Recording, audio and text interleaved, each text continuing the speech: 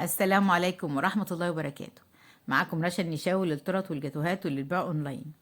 ازيكم احلى متابعين في الدنيا، عاملين ايه؟ رب يكونوا كلكم بخير. لو انت بتشوفيني لاول مره يا ريت ما تنسيش تعملي لايك وشير وتفعلي زر الجرس على كلمه الكل علشان يوصلك كل جديد اول باول. زي انتم شايفين يا حبايبي، النهارده وصفه نفسي صراحه اعملها لكم من زمان جدا، بس ما كانش في عندي وقت.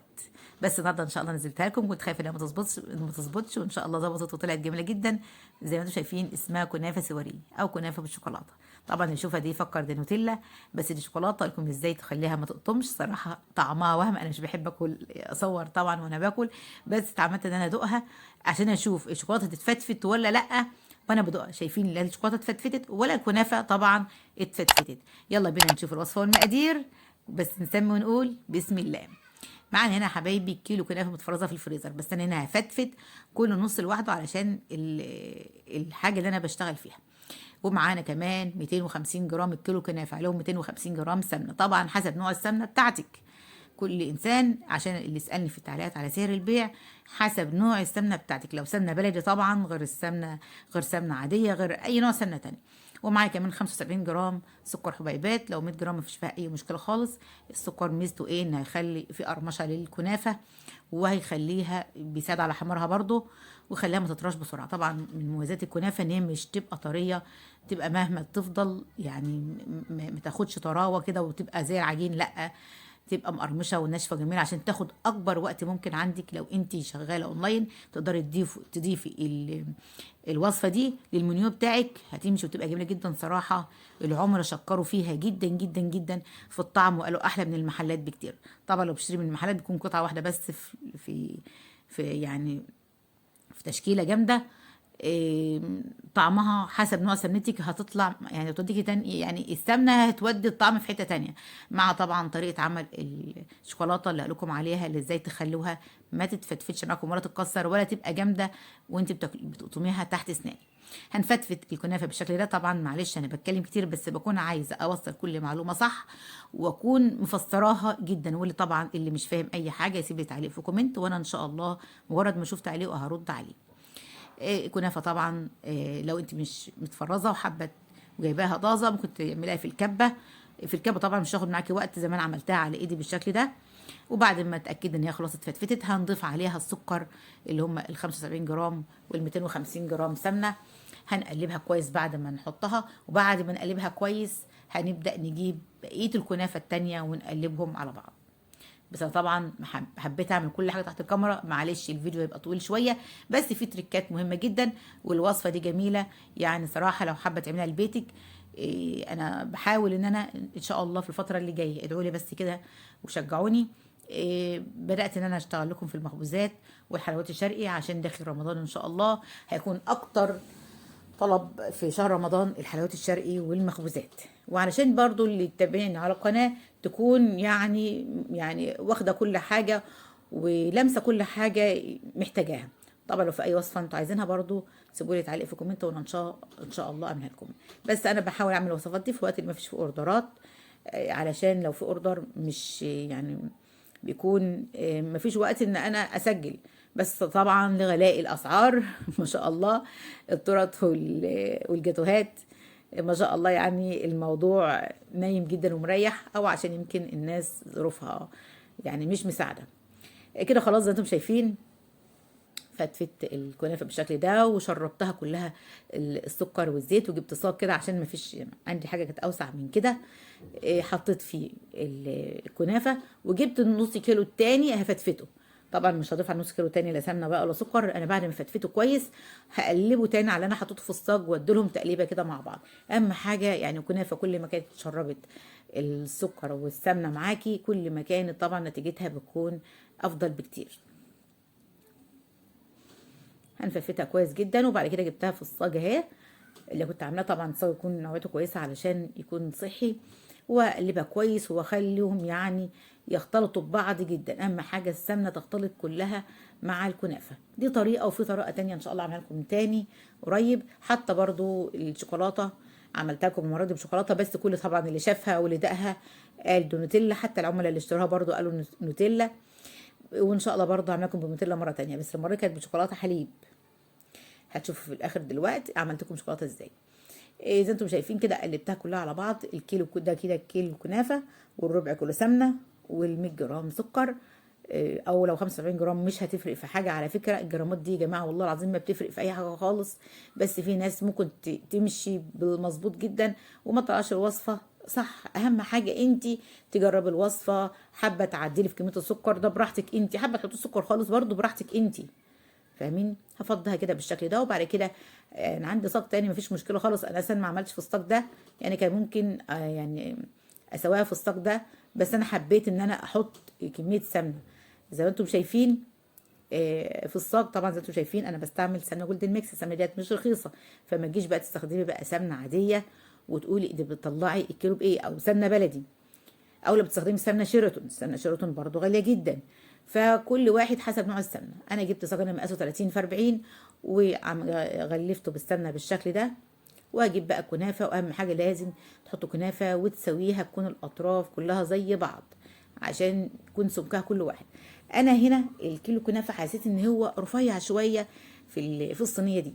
يعني بعد كده ان شاء الله انا حاباها تكون سميكه حاجه بسيطه. عندي صاج 28 في 38، هحاول اعمل فيه ان شاء الله الكيلو. لو انت عايزه تعملي نص كيلو بس تبقي تعمليه في صينيه مقاسها او صاج مقاسه 20 في 30. هكون بسمك الصاج اللي في ايدي ده، هكون بسمك الكنافه اللي انا عاملاها في الفيديو ده. لكن لو عايزه اتخن شويه هتقدري تعملي نص كيلو في اصغر صينيه في الطقم المستطيل. تمام. اهم حاجه بقى التركه دي، لازم تضغطي جامد بعد ما تساوي الكنافه مظبوط في الصاج. دي لازم النقطه دي. طبعا كل ما ضغطتها كويس كل ما كانت افضل بكتير. حتى وهي بتتقلب معاكي مش هتتكسر، وانا هقلبها معاكم. انا ممكن كنت اقطعها في قلب الصاج، بس حبيت اثبت لكم ان انت ضغطك على الكنافه بالشكل ده بيطلع نتيجتها اروع بكتير وافضل بكتير، ويخليها زي ما يكونش ما تتفتفتش معاكي حتى في الاكل. لازم تضغطي. لو انت طبعا مش قادره تضغطي عليها كويس تقدري تجيبي اي كيس او ورقه زبده وتحطيها فوق الصاج بالشكل ده، وتجيبي اي حاجه تانية وتضغطي عليها بيها. بس انا شفت بالنسبه لي ان هي ما شاء الله ضغطت كويس جدا.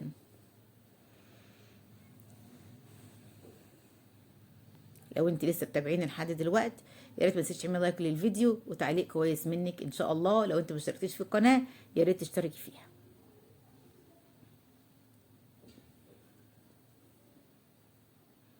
اضغط عليها كويس بالشكل ده، ده يخليها وانت بتقلبيها تبقى مظبوطه معاكي جدا.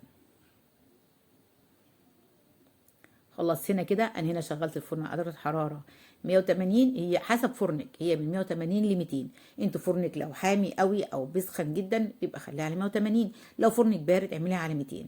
طبعا بتحمر من فوق ومن تحت، بتشغل عليها الشوايه فوق وتحت مع بعض. في ناس تقولك احنا بنشغل من تحت بس، عادي مفيش مشكله وتبقي تقلبيها. بس ده كنت مشغلها فوق وتحت، وهشوف دلوقتي شكلها عامل ازاي. انا هنا بقى السيرب على ما الكنافه بتستوي بكون عملت السيرب. السيرب هنا عباره عن نص كيلو سكر حبيبات، يعني 500 جرام عليه كان حوالي 125 جرام ميه، يعني هو الميه نص السكر. حابه تعملي المقدار ده، دي كده بتخلي يعني احنا هنا بقى يعني حطيت عليهم كمان نص ليمونه وذره فانيليا وسويتهم على النار. السيرب الكنافه بيكون تقيل يا حبايبي. بعد الكنافه ما استوت ده لونها ما شاء الله انتم شايفين عامل ازاي من فوق، وهقلبها لكم وهتشوفوا لونها من تحت.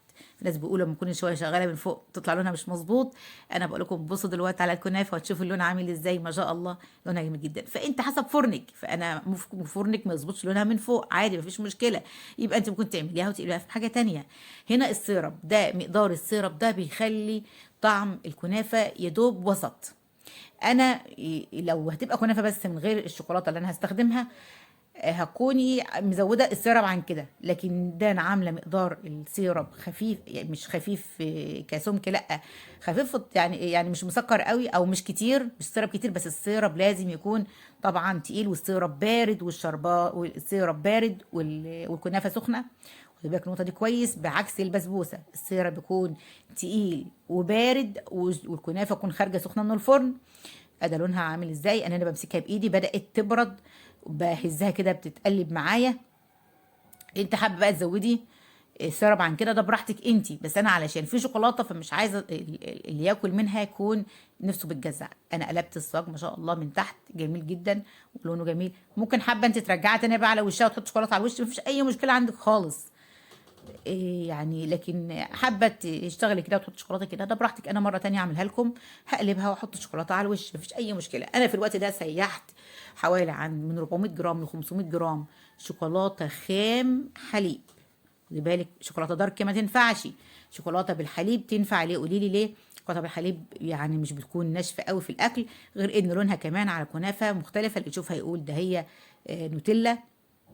طبعا سيحت ال 500 جرام او 400 جرام عليهم ربع كوبايه زيت. هتقولي ربع كوبايه زيت ليه؟ اول حاجه بتخف من حديه السكر اللي في الشوكولاته. تاني حاجه علشان بتخلي اكلها يكون سهل. تيجي تقطمي كده من الشوكولاته او من الكنافه تحسها بتدوب في البق، ما تحسهاش ناشفه. وهتلاحظوا المعلومه دي كويس جدا دلوقتي وانا بقطعها. انا حطيت، شايفين ده مقدار الشوكولاته. حابه تحط ال 400 جرام يعني ممكن اقول لك 400 جرام بس تيجي تفرديها على الكنافه ما تعرفيش تفرديها، لكن حطيتي 500 جرام هتفرد معاكي كويس جدا. طبعا لو قللتي القالب هتقللي الشوكولاته، القالب اللي انت حطيتيه في الكنافه. شايفين انا كده فردته بالاسباتيولا.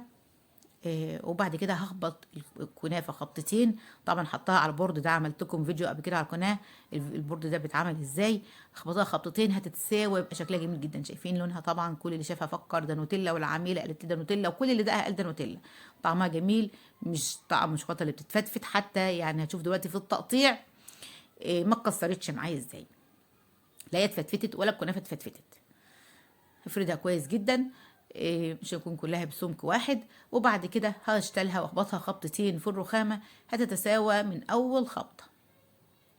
طبعا انا مش بحط الشوكولاته على الكنافه غير اما الكنافه تبرد. شايفين خبطه واحده وما شاء الله اتساوت زي ما انتم شايفين. هنا بقى جبت سيحت شوكولاته بيض على حمام بخار. حطيت مكعب حوالي عن 50 جرام، عليه معلقه زيت برضو. وهبدا احطها في كيس صغير، اللي انا طبعا ده بستخدمه على طول. الكيس ده بتاع اسبوع المواليد او الاطفال. الكيس ده حوالي فيه عن 100 كيس ما شاء الله، ب 10 جنيه او ب 15 جنيه، بيقعد معايا يجي سنه. افضل بكتير وكل مره برميه طبعا، استخدام مره واحده. وابدا اعمل منه خطوط بالشكل ده. شايفين اللمعه اللي في الشوكولاته؟ عشان الزيت وعلشان اتساوت مظبوط جدا. شكلها جميل صراحه بجد. هبدا اعمل خطوط بالشكل. خدي بالك ايدك تكون يعني قد ما تقدري تكون مظبوطه وانت بتعملي الخطوط دي. وبعد كده عفوا، بعد كده هجيب يا اما خله اسنان، يا اما بسكينه رفيعه، يا اما بستيك شيش طاووق، وتقومي عامله خطوط فيها رايح وجاي. هتدي معاكي الشكل اللي احنا بنعمله على كيكه التريليتشا او الكبات التريليتشا. حابه في دماغك انت شكل تزيين تاني مفيش مشكله، ممكن تعملي تزيينها بشكل احلى من شكل اللي انا عاملاه بكتير. زي ما انت شايفه كده بالظبط. كل حاجه طبعا تحت الكاميرا، مفيش حاجه بعملها بعيد عن الكاميرا. بس كل الحكايه انا بسرع فيها شويه عشان ما تزهقوش. بس الفيديو بتاعنا بصراحه طويل، بس صراحه كله فيه مهم جدا وخطواته مهمه جدا. ولما نزلت كنا على الجروب كتير جدا سالني الفيديو بتاعها هينزل على القناه امتى، فعلشان كده انا عملتها. يعني حاولت ان انا اخلصها لكم وتنزل لكم النهارده في اقرب وقت. عملت الخطوط رايح جاي زي ما انتم شايفين. اهم حاجه لازم تسيبيها لحد ما الشوكولاته تتماسك. طبعا احنا الجو برد، حتى لو مش برد ما ينفعش تدخل في التلاجة عشان الشوكولاته ما تكسرش معاكي وانتي بتقطعيها. طبعا جبت الطرنش اللي انا بشتغل بيه بقطع بيه الجاتوهات. الموضوع بالنسبه لي طبعا صعب جدا. انا ايدي يعني في مشكله في اعصاب ايدي، مش بعرف امسك السكينه، وكنت خايفه ان انا ما اقدرش ان انا اقطعها. بس صراحة كانت ماشية معايا سهلة وبسيطة جدا، لأن الشوكولاتة مش بتتكسر، مش متماسكة زيادة عن اللزوم. يعني هي متماسكة أكتر من نوتيلا بشوية وأقل من الشوكولاتة. يا ريت تكونوا فاهميني. طبعا برضو الكنافة عشان أنا ضغطت عليها مظبوط جدا وكانت مظبوطة معايا، فبالتالي قلبتها سهل وما تفتفتش معايا وانا بقطعها. السكينه ماشيه زي ما انتم شايفين. انا بالنسبه لي يعني صراحه صعب ان امسك الطرنش بالشكل ده. انا في المطبخ بمسك اقل حجم في السكينه، عشان عندي مشكله في ايدي. الموضوع بالنسبه لي صراحه صعب جدا، وكان نفسي ان انا اقطعها قطع اصغر من كده، بس انا كنت ما صدقت ان انا اخلص تقطيع، مع انها ماشيه سهله وبسيطه جدا صدقوني، ما فيش في اي حاجه متعبه خالص.